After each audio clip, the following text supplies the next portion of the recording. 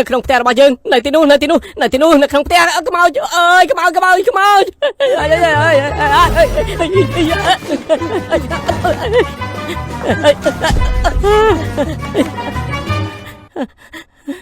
ស្លាប់ហើយអើយ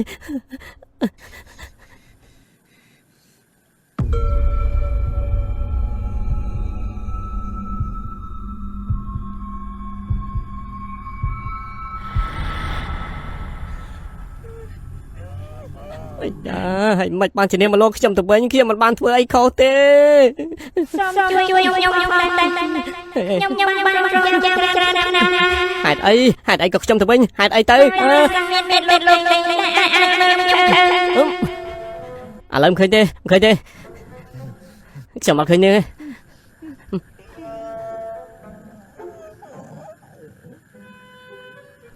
អីក៏សយម៉ាបងឯងមិនជួយខ្ញុំទេខ្ញុំនឹងតាមឡងឯងពេញមួយជីវិតក្លាហានឡាឡាញ់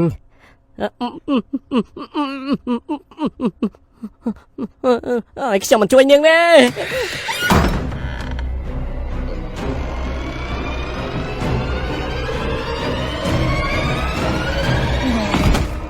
ឡាញ់ខ្មោច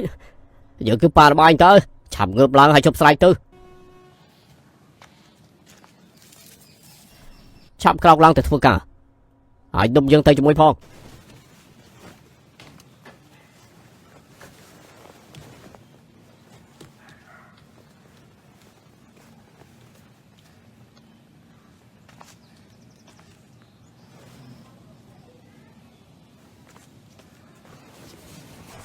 ខ្ញុំរួចហើយប៉ាឯងមិនទាន់ដោះថ្មិញផងនោះ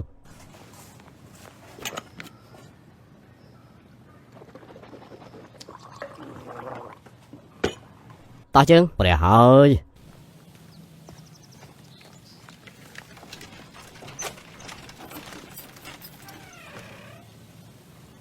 ថ្ងៃនេះអត់បងអញ្ចឹងទេខ្ញុំភ្លេច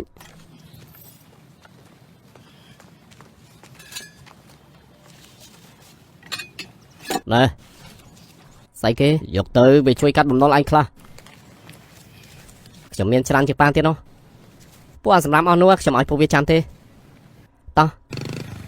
ហើយមើលតងប៉ាផងប្រយ័ត្នចាក់ភ្នែកគេមនុស្សវាចេះកិច្ចវាហើយមិនបាច់ប្រាប់ទេប៉ាមិនអីទេហើយអ្នកសាវទិញត្រីក្រហមឲ្យខ្ញុំ2ផងណាចាបានប្លែកណាស់ខ្លួនក្រហមខ្ញុំនៅទីនេះគេបែរជារកត្រីក្រហមទៅវិញនៅពេលឯងទៅផ្ទះថ្ងៃនេះទៅបងបំណុលឯងផងទៅឈប់លេងល្បែងតែឯងលុះទេខ្ញុំដឹងហើយគ្មានអ្វីដែលស្រួលរក